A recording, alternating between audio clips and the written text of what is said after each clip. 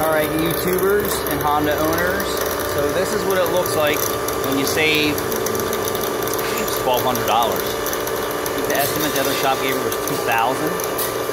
I think it was probably a little bit more than $2,000 too. It's definitely in the $2,000 range.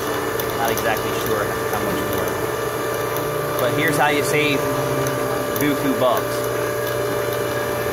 And then I'm going to show you that there's absolutely nothing wrong with the way that I repair the exhaust system. It's getting you back on the road with a lot more money in your bank account.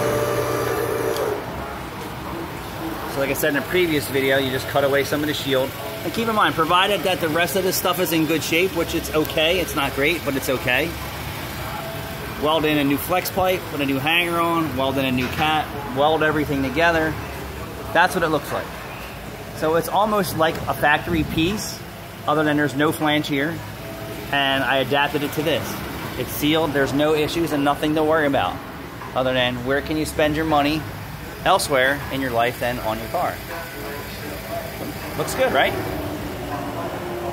I'm going to advise her to remove this shield because it's been leaking oil on it for so long and it's scraping the ground.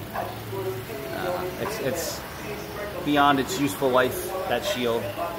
She also needs some air in her tires. I'm going to hook her up. You think the other shop would have put air in her tires for her? Nope. But I will.